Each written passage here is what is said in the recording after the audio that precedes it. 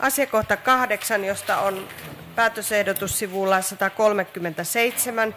Ja avataan keskustelu. Ja kirjallisesti...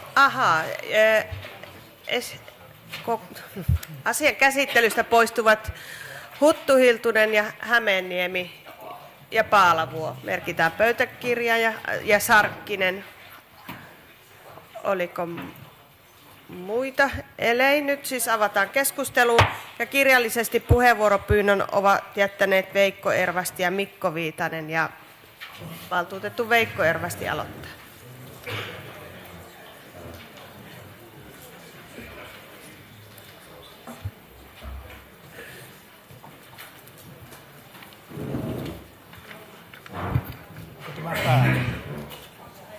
No niin, arvoisa puheenjohtaja, hyvät valtuutetut, aion sen verran teitä vaivata, että tulin kuitenkin tänne pönttöön. Kaikkihan tietävät, että kestävä kehitys on minun lempiaiheitani, ja nyt tässä yhteydessä niin pitää todeta, että tämä meidän Kallioparkki niin edustaa kestämätöntä kehitystä. Paikallinen sanomalehti otti tässä pääkirjoituksessaan jokin aika sitten kantaa tämän meidän surullisen kuuluisan Kallioparkin puolesta, väittäen, että Kallioparkki on tarpeen, kustannuksia pitää vahtia. Tuo jälkimmäinen osa viittaa siihen, että Kalevassakin on ymmärretty, että tämä, mitä meille nyt esitetään, niin se on aika lailla voi sanoa pettävällä, hyllyvällä pohjalla. Kaleva väittää, että Oulu tarvitsee Kallioparkkinsa.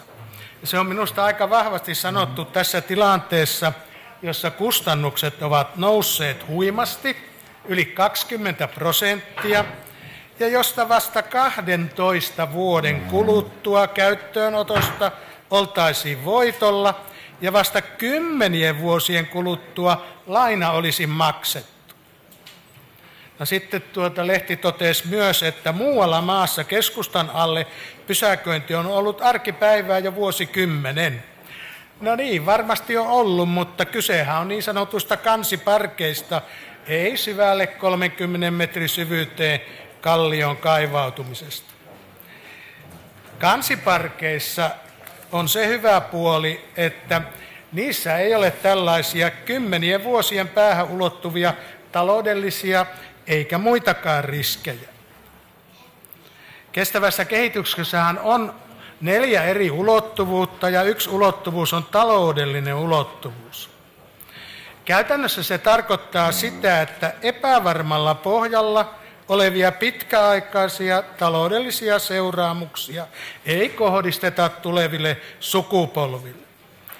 Nykyisistä päättäjistä todella harva on todistamassa lainan loppuun tuloa. Aika moni voi todistaa sen, että päästäänkö voitolle 12 vuoden kuluttua vai pumpataanko senkin jälkeen kuntalaisten veroeuroja tähän rooppiin, niin kuin oululaiset ovat sen ristineen. Oulullahan on jos minkälaisia kestävän kehityksen strategioita ja ohjelmia, mutta käytännössä katsoen niitä ei oteta huomioon. Minusta on aika hyvä se nimi, siellä Lauri Manninen istuu tuolla. Tämä ei ole tarkoitettu, mitä minä nyt puhun, missään tapauksessa häntä vastaan, koska hän on siinä onnettomassa tilanteessa, että hän virkamiehenä joutuu toteuttamaan sen onnettoman päätöksen, minkä valtuusto teki. Tämä ei ole hänen vika. No niin, osin ei ehkä hänen vikansa se, että sille keksittiin tämmöinen kaunis nimi kuin Kivisydän. Ja siitä tulee mieleen tämmöisiä, voi sanoa, liittymiä kuin, että kun ajatellaan tätä pitkää aikaväliä, että missä vaiheessa Kivisydämelle pitää tehdä pallolaajennus, eli pumpata sitä rahaa enemmän kuin on suunniteltu, ja missä vaiheessa pitää tehdä ohitusleikkaus sitten Kivisydämelle, eli sitten ollaankin jo täydellisessä liemessä. Muistutan siitä, että silloin kun valtuusto teki päätöksen Kallioparkista, niin konsultti Inspira osoitti ihan just ne taloudelliset tosiseikat, mitä nyt tämäkin esitys omasta puolestaan kertoo. Ja sittenkin muistutan, että kysehän oli keskustan pysäköintiratkaisusta, ei mistään muusta. Kaikki olivat täällä valtuustossa sitä mieltä, että keskustaa pitää kehittää. Ehkä keskustalaiset vielä kaikkein eniten olivat sitä mieltä. Nyt on viimeistään aika helppo sanoa, että muut pysäköintiratkaisut olisivat olleet taloudellisesti kestävällä pohjalla. Kaikkein helpointa olisi ollut aloittaa vaikka parilla kansiparkkipysäköintiratkaisulla. On varmasti syytä kysyä, että onko todella niin, että vain kunta julkisyhteisönä voi olla näin kamalan rohkea ja sysätä 10 vuosien päähän ulottuman kestämättömän taloudellisen ratkaisun tulevien sukupolvien harteille. Meidän jälkeemme vedenpaisumus, totesi aurinkokuningas aikoinaan. No, Kallioparkkia on kuulemma vatvottu vuosikausia, no sehän pitää paikkansa. Ja lopulta sen rakentamisesta on päätetty asianmukaisesti, sekä yllätysrakentaminen ei voi olla kenellekään. Näinhän se on, mutta hinta ja lähes täydellinen taloudellinen epävarmuus ovat kyllä yllätys. No, tämähän on varsin yksinkertaista loppujen lopuksi, että ne vastaavat, jotka suuressa viisaudessaan päätyivät tällaiseen kauniiseen ratkaisuun, niin yksinkertaistahan se on. Mulla on valmiiksi jo tulla eriävä mielipide, koska minä tunnen pappenheimilaisen ja tiedän, että kyllä tämä täällä menee läpi kaikesta huolimatta. Valtuutettu Viitanen.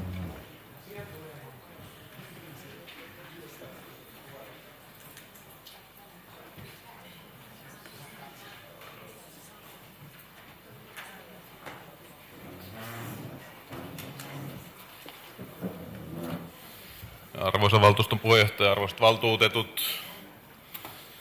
Nythän me ollaan tämän älykkään kaupungin yhdessä päätöksentekotilanteessa, jossa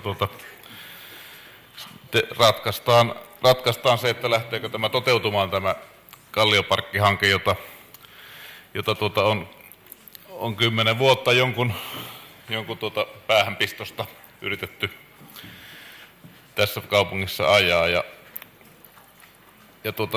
kyllä tosiaan täytyy sanoa, että tästä tuli miljoona kaupungin hanke. Tämä on miljoona kaupungin asukkaille suunnattu varmaan tämmöinen hanke, mutta miljoonia tähän tulee rahaa kyllä menemään. Että tämä osoittautui vieläkin kalliimmaksi kuin mitä alun perin on esitetty. Ja täytyy muistaa, että siinä elinvoimainen kaupunkikeskusta niissä laskelmissa, niin se oli kuitenkin 60 miljoonan euron hanke, kun nyt puhutaan tässä vaiheessa 73,5 miljoonan euron hankkeesta.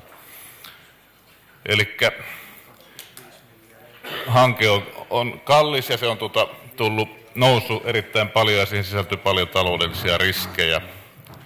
No sellainen väite on aika yleinen, että tähän ei menisi veronmaksajien rahoja ja sitä on toistettu kerta toisensa jälkeen.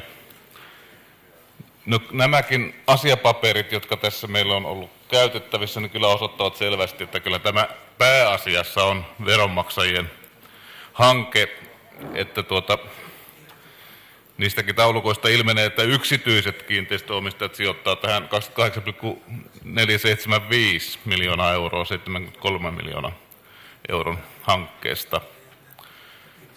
No mistä sitä tulee näitä veronmaksajille näitä kustannuksia? Tietysti näiden omien kiinteistöjen autopaikoista, niistä tulee 6,4 miljoonaa, mutta sitten tulee niistä vanhoista sopimuksista, jotka on solmittu kiinteillä hinnoilla joskus 80-luvulla. Niin kaupunki on sitoutunut ne toteuttaa kiinteähintaisina, ja kun kustannukset on tätä luokkaa, niin se erotus tulee kaupungin maksettavaksi. No tässä on vaan nyt sitten peitetty tämä kustannus sille, että ne ikään kuin maksetaan, kun on myyty näitä pysäköintitontteja. Muun muassa Scandekin ja Medipoliksen Diakonisen laitoksen vieressä oleva tontti. Mutta ei se poista sitä ollenkaan, että oululaiset tämän hankkeen kustantaa suurimmaksi osaksi. Ja sen takia on väärin väittää, että tämä tulisi olemaan yksityinen, tai tämä rahoitettaisiin yksityisten toimesta tämä hanke. Se ei pidä paikkaansa. Ja se tullaan vielä näkemään kyllä tässä kaupungin taloudessa, koska kaupunki tulee tässä nyt luotottamaan konserniyhtiötä, Oulun pysäköintiosakeyhtiötä, joka ottaa sitten huomattavat summat velkaa toteuttaakseen tämän hankkeen. Ja tätä velkaa se ei pysty maksamaan. Ja jos pysäköintituotot jää pienemmäksi kuin mitä odotetaan, niin epävarmuus sen kun kasvaa. Että taloudellisesti tässä on hyvin paljon kysymysmerkkejä ja tässä tehdään kyllä melkoinen riskipäätös kaupungin talouden kannalta. Mä muistutan valtuutettuja, niitä, jotka täällä on pitkään istuneet, että aikaisemminkin Oulun pysäköinti Oyn osalta oli tietynlaista innostusta ilmassa, kun rakennettiin näitä pysäköintitaloja. Ja silloin oli semmoinen slogan, että nehän rahoittaa itse itsensä ja sillä lailla. Mutta siinä kävi sillä tavalla, että silloiset lainat joutuivat devalvaation johdosta. Niistä tuli melkoiset luottotappiot. Oulun pysäköinti Oy silläkin kertaa epäonnistui siinä rahoitussuunnittelussa sillä tavalla, että niitä velkoja maksettiin kyllä todella pitkään. Ja nyt tässä tilanteessa ei devalvaatiopelkoa sinänsä ole, mutta vähintään yhtä suuret riskit sisältyy tähän rahoitukseen. Näillä perusteilla, mitä Veikko Ervasti toi tästä hankkeesta, sen järkevyydestä yleensä, niin esitän, että kaupunki luopuu tästä Kallioparkki-hankkeesta. Että esitän, että päätösehdotus hylätään ja keskustan pysäköintijärjestelmä toteutetaan vaiheittain hajautetusti. Tämä on ylimitoitettu hanke, niin kuin tämä Kallioparkki-hanke, ja palvelee keskustakortteleiden ylimitoitettua rakentamista, jotka kaavat hyväksyttiin viime valtuuston kokouksessa. Että lyhyesti esitän tämän päätösehdotuksen hylkäämistä. Valtuutettu Tapio. Arvoisa puheenjohtaja, kannatan valtuutettu Viitasen ehdotusta. Minunkin mielestäni tämä nimi Kivisydän on todella kuvaava. Veikko Ervasti oli tästä löytänyt oikein mielenkiintoisia näkökulmia, mutta minusta se kuvastaa sitä asennetta, mikä täällä monilla päätöksentekijöillä Oulussa on. Eli hyvin kova asenne. Oululaisethan eivät tätä halua. Ja tämähän oli jo kansanäänestysaloite esillä valtuustossa, mutta valtuustoenemmistö ei uskaltanut antaa kansalaisten edes äänestä neuvoa antavassa kansanäänestyksessä, koska ilman muuta ilmeisesti he pelkäsivät, ja syystäkin, että kansalaiset ovat väärässä. No, kyllä sitä äkkiseltään katson, että riskejä, niin niitähän on vaikka kuinka paljon. Ja täällähän on nämä ihan valtaosa näistä autopaikkasopimusten tuotoista, niin nehän on tulevaisuutta. No, nämä riippuu minun käsittääkseni paljon siitä, että mitä rakennetaan. Esimerkiksi taloustilanne ja monet seikat vaikuttaa siihen, että kuinka paljon liike-elämä on valmis investoimaan. Että ei se, että on hyväksytty Pallaksen ja Gallerian kortteliin, niin sehän ei nyt tarkoita vielä, että sinne rakennettaisiin ne suunnitellut kaavamahdollistamat liiketoimisto ynnä muut tai asuintilat. No, sitten ihan mietitytään tämmöinen käyttöastekin. Jo silloin 2000-luvun alussa, kun oli tehty konsulttiselvitys, niin siinä huomioitiin ihan kiitettävästi sekin, että kun oli käytetty vertailuaineistoa eri kaupungista, niin se tosiasia, että kaupunkilaiset eivät ota nopeasti omakseen tällaisia paikkoja. Ne ei ole kamalan mieluisia tämmöiset maanalaiset tilat, ja sitten tottuminen siihen vie aikansa, jos siihen nyt totutaan laisinkaan. Monethan karttaa pysäköintitaloja vieläkin, ja maanpinnaltakin niitä löytyy. Ja sitten on kyllä aivan virheellistä ja väärin väittää, että pitää itsestään selvänä, että nämä pysäköintitonteista saadut myyntitulot kuuluisi tähän Kallioparkkiin. Itse asiassa niihinhän on, kun rakennettiin hotelli- ja elokuvakeskus ja Medipolis, niin siinähän rakennettiin pysäköintitiloja. Ja ei kukaan sano, että ne pitäisi panna pysäköintiin, ja vielä vähempi sitä, että ne pitäisi käyttää juuri Kallioparkkiin tai Kivisydämeen. No, Aika. enpä minä nyt muuta. Olen sitä mieltä, että tämä on hylättävä hanke. Valtuutettu Veikko Ervasti. Niin, arvoisa puheenjohtaja, kannatan Mikko Viitasen tekemää lakonista päätösesitystä, mutta unohtui tuossa äsken kertoa tähän asiaan liittyvä hyvä, voisi sanoa juttu. Kaupunginhallituksessa Lauri Manninen kävi esittelemässä tätä esitystä, ja sitten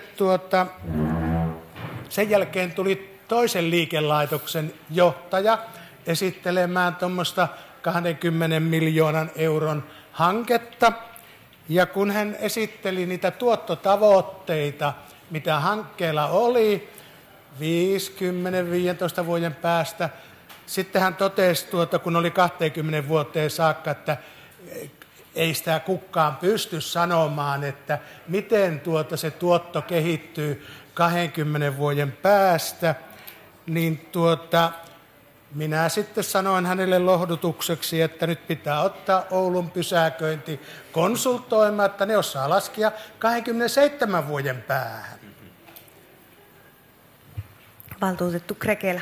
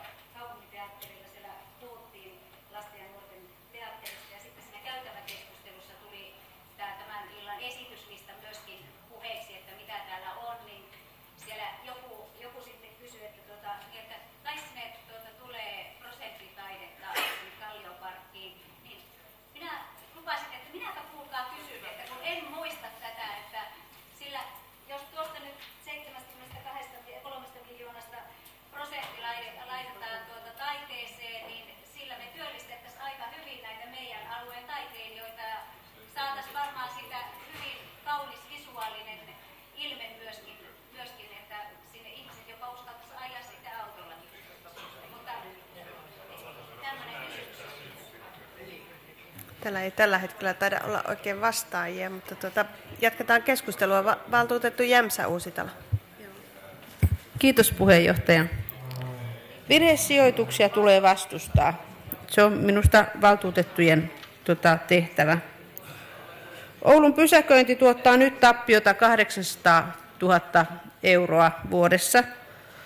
Nyt, ja tällä hetkellä sillä on niin kadunvarsipysäköinti, mistä se saa rahaa, ja sitten sillä on nämä pysäköintitalot, tai siis ei saa rahaa, vaan saa tappiota. Eli en tiedä, miten tällä tappiolla sitten maksetaan niitä pysäköintilainoja sitten.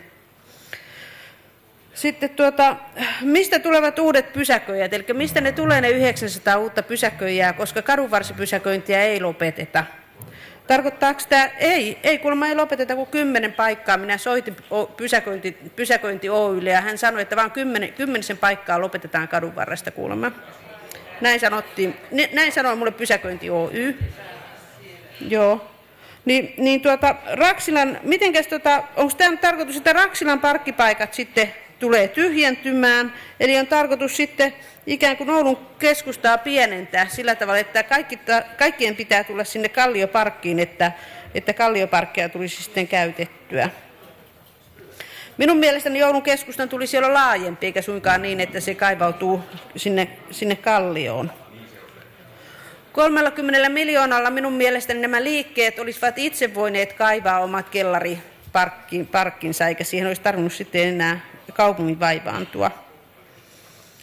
Ja nämä laskelmat saattaa olla vähän niin kuin Guggenheimin laskelmia, eli vastustan kyllä tätä rahan sijoittamista tähän hankkeeseen. Valtuutettu Kuha. Arvoisa puheenjohtaja, ensimmäisenä kannatan valtuutettu Viitasen tekemää esitystä. Kallioparkin hintahan on noussut alkaen 27 miljoonasta nyt esillä olevaan 73 miljoonaan, eli aika paljon. Muutoinkin olen alusta asti vastustanut Kallioparkkihanketta sen takia, että se on tuntunut minusta järjettömältä.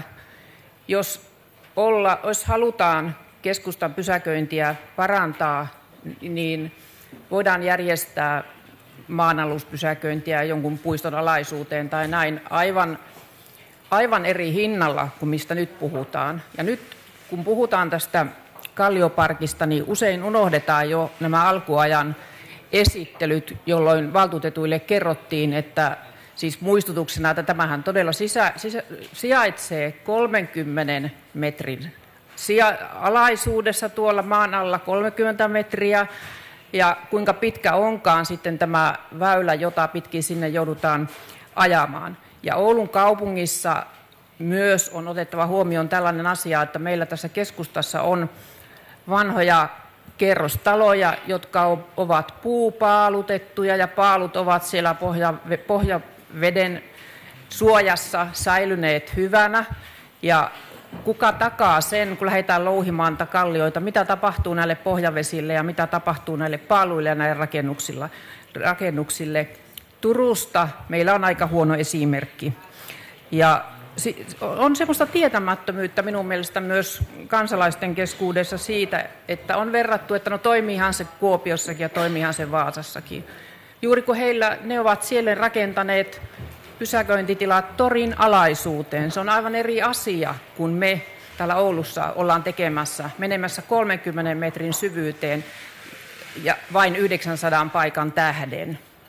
Että minusta niin tässä tämä kustannustehokkuus, ajatellen, että kuinka paljon tässä paikkoja tuodaan ja mitkä riskit tässä tulee olemaan, niin minun mielestä ne ovat järjettömät. En ole löytänyt mitään järkisyytä tällaiseen. Ja tietenkin puhumattakaan sitten näistä näkökulmista, että jos oltaisiin vastaavilla rahamäärillä tuettu julkista liikennettä, eli bussiliikennettä, kenties selvitelleet raideliikennettä ja toteuttaakin sitä jo osin. Systemaattisesti, kun olen itse tästä raideliikennevaihtoehdostakin keskustellut esimerkiksi lentokentältä tuonne Iihin asti, niin virkamiehet ovat vastanneet minulle, että no ei sen tule mahdollista, että se on varmaan niin kalliskin ja muuta. Sitä on vaivauduttu edes kunnolla selvittämään. Ja aina olen päättänyt, että aina kun tämä Kallioparkki eteen, niin tulee missään muodossa yhtäänkään lisäesitystä tai muuta, niin vastustan sitä aina. Ja nyt on taas se tilaisuus. Valtuutettu Pitkänen-Koli. Kiitoksia puheenjohtaja. Tuo Vaili-Jämsä tuossa nyt sanoi, että muka sinne ei tule niitä, tarkoitan, että ei lopetetakaan niitä kadunvarsipysäköintipaikkoja, mutta 10 kappaletta. Eikä nyt semmoista päätöstä voi mennä tekemään tämä johtokunta, kun sehän on alun perin ollut koko ajan mukana, että kadunvarsipysäköinti lopetetaan. Moni on lähtenyt, monen ehto sille, että on hyväksynyt tämän aikoinaan, on ollut juuri nimenomaan se, että kadunvartipysäköinti lopetetaan tietyillä alueilla. Että tähän mä haluan kyllä nyt selvityksen, että miten se oikein on. Ja kuitenkin mielestäni tämä johtokunta ei voi sellaista päätöstä tehdä. Tässä keskustelun aikana muun muassa valtuutettu Krekelä kysyi tämän prosenttitaiteen mahdollisuudesta tässä hankkeessa. Osaako kaupunginjohtaja vai onko tuolla takana on Lauri Manninen myöskin paikalla, että haluatko? No kaupunginjohtaja yrittää vastata. No, arvoisa puheenjohtaja, jäsen, tämä hankkeen toteutushan on Oulun Pysäköinti Oyn hallituksen takana ja he tietysti päättää sen, minkälaiset visuaaliset ilmeet ne siihen laittaa ja varmasti ne pyrkivät siihen sitten miettimään, että mitä tekee, mutta erillistä päätöstä tuskin siellä on, että siitä, että siinä olisi prosenttitaide siellä sisällä olemassa, niin, mutta ainakaan minä en tiedä, mutta siellä meidän toimitusjohtaja voi tietysti kysyä, ei sitä ole, koska tämmöisissä hankkeissa niin tämä on urakkakokonaisuus, joka toteutetaan ja siinä katsotaan sitten, mutta oleellistahan on, että sinne on panostettu tähän viihtyvyyteen, valaisuun ja muuta todella paljon viimeisen syksyn suunnittelun yhteydessä ja se on se lähtökohta kuitenkin, että se olisi mahdollisimman miellyttävää. Valtuutettu Markkola. Kiitos puheenjohtaja. Tuosta vaan, mitä Taina Pitkänen-Koli sanoi tuosta keskustasta, niin sinnehän jää niissä suunnitelmissa todellakin satoja pysäköintipaikkoja maanpinnan tasolle. Ja olen tosiaan parodioinut tätä autotonta keskustaa, että sehän on linja-autoton keskusta. Linja-autot on siirretty tuonne melkein torin rantaan. Ja tämä sillä lailla liittyy muihinkin tämän illan asioihin, että mitään hanketta Oulussa ei ole vastustettu niin lujasti kuin tätä Kallioparkkia. Ja toisaalta mitään ei ole varmaan viime vuosina kannatettu niin lujasti kuin Sanginjokea. Ja tästähän tietenkin, jos ajatellaan, että kysyttäisiin vaikka marssilaiselta, joka pölähtäisi tänne yhtäkkiä, että kumpihan näistä hankkeista toteutuu, niin se varmaan arvaisi, että varmaan se Sanginjon kansallispuisto toteutuu ja Kallioparkki ei. Varmaan teilläkin täällä Oulussa älykkäässä kaupungissa on demokratia niin kuin meillä Marsissa.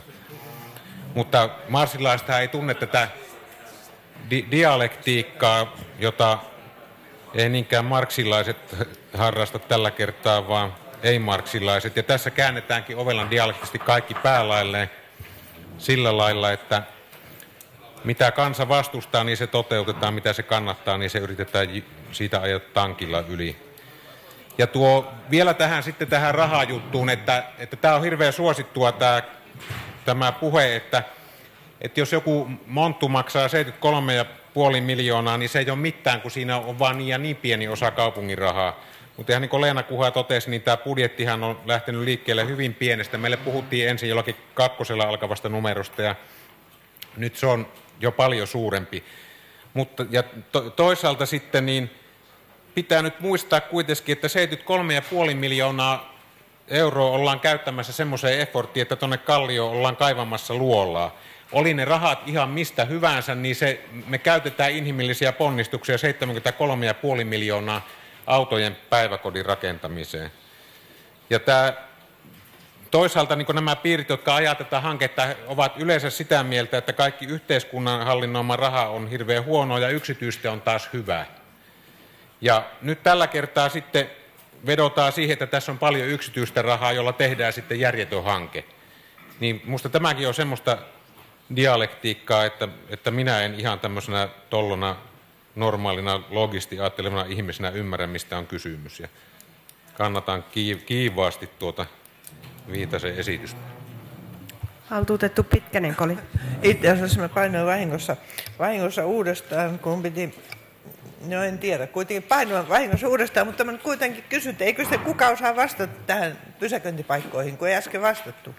Kiitos. Joo, kaupunginjohtaja.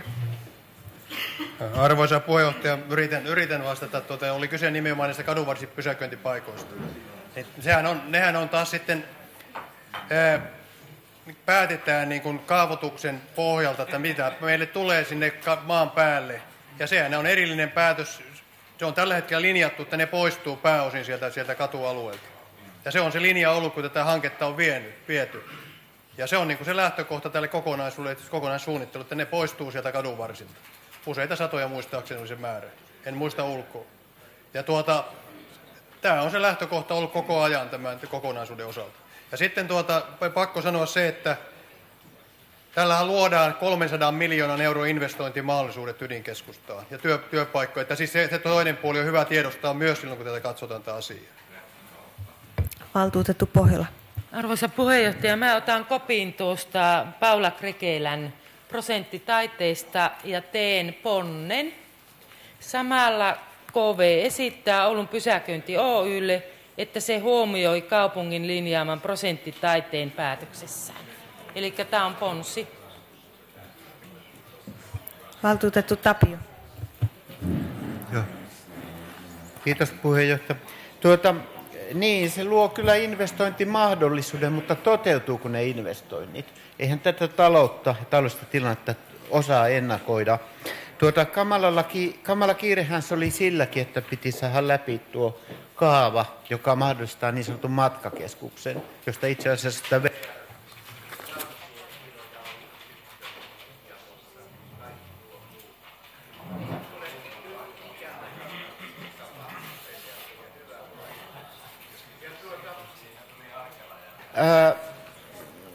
eli ei ole mitään, en mä käsitä, jos joku osaa sanoa, että mitkä on ne takeet, että siellä keskustassa ne investoinnit toteutuisi, niin voisi kertoa mulle, että mielellään sen sitten kuulisin.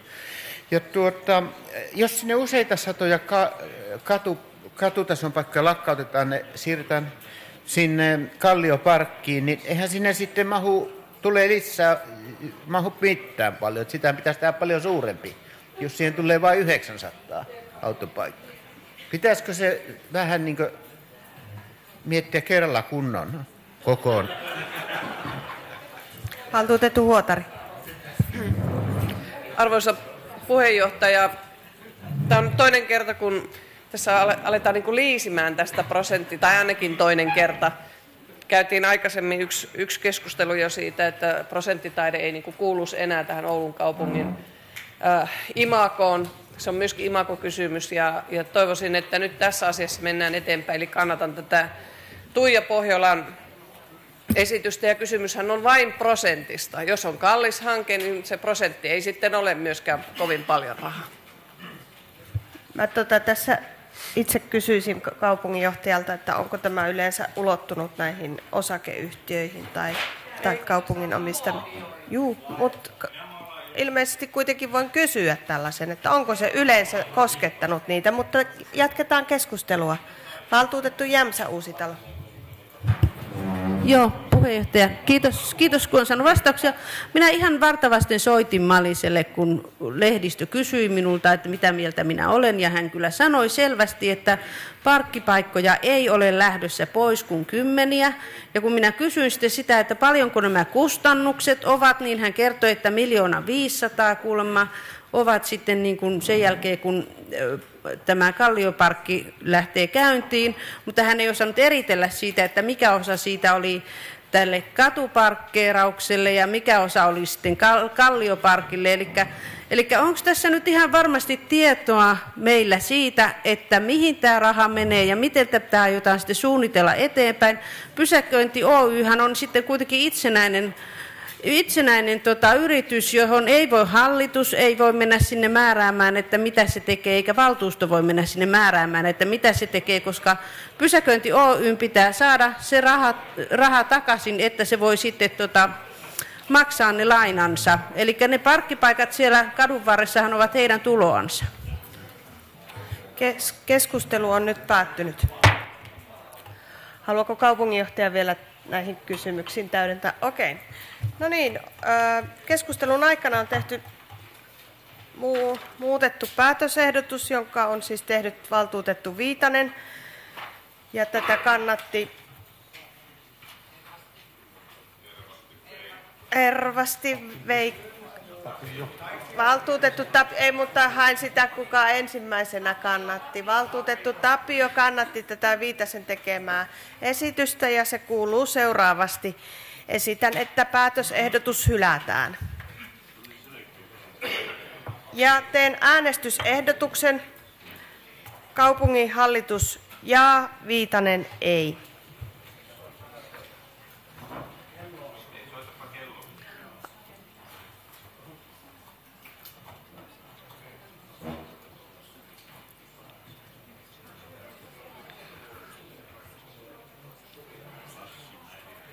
Täällä oli esteellisiä tai valtuutettuja, jotka halusivat jäävätä itsensä, ja ainakin nämä 2 paikkaa tässä oli sellaisia, joihin ei varajäsentä tullut paikalle, ja tässä myöskin. Eli kyllä mä uskon, että nyt kaikki ne, jotka haluavat olla vaikuttamassa tähän päätökseen, niin ovat paikalla. Voidaan... Valtuutettu Kangas, pitää nyt sitten ilmeisesti sanoa suullisesti äänestys. Ei. Äänestyksen tulos 39 jaa, ei 21, tyhjää 2. Kaupunginhallituksen päätösehdotus tullut hyväksytyksi. Ja jos eriäviä mielipiteitä, voidaanko koneella ottaa se?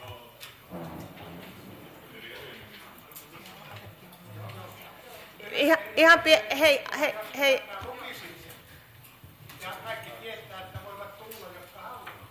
No me voidaan tuohon ihan koneellisesti ottaa, ketkä haluavat jättää eriävän mielipiteen. Keskustelu on päättynyt.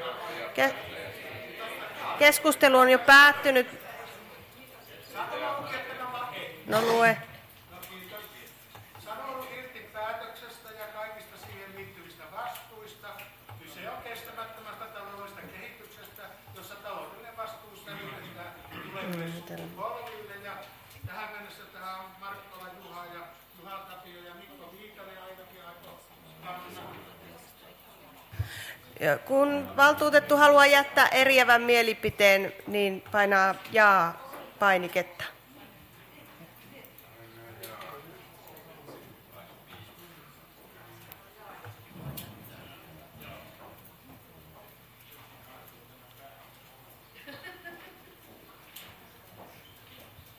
No niin, se on päättynyt. 10 eriävää mielipidettä on jätetty tähän päätökseen. Keskustelun aikana tehtiin myös ponsiesitys, jonka teki valtuutettu Pohjola. Ja tätä on kannattanut valtuutettu Huotari. Ja se kuuluu seuraavasti. Kaupunginvaltuusto esittää Oulun Pysäköinti Oy:lle, että se huomioi kaupungin linjaaman prosenttitaiteen päätöksessään. Tämä voi tulkita niin, että se voidaan ottaa käsittelyyn, koska se nyt ei merkittävällä tavalla ainakaan laajenna. Tämä on toivomusponsi, joka nyt viedään äänestykseen. Ponsi hyväksytään jaa, hylätään ei.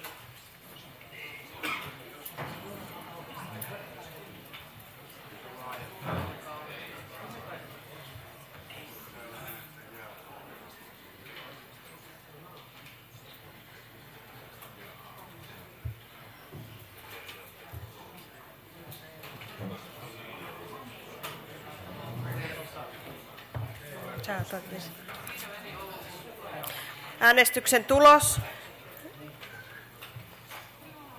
Jaa 24, ei 30, tyhjää 7. Tämä ponsiesitys on hylätty.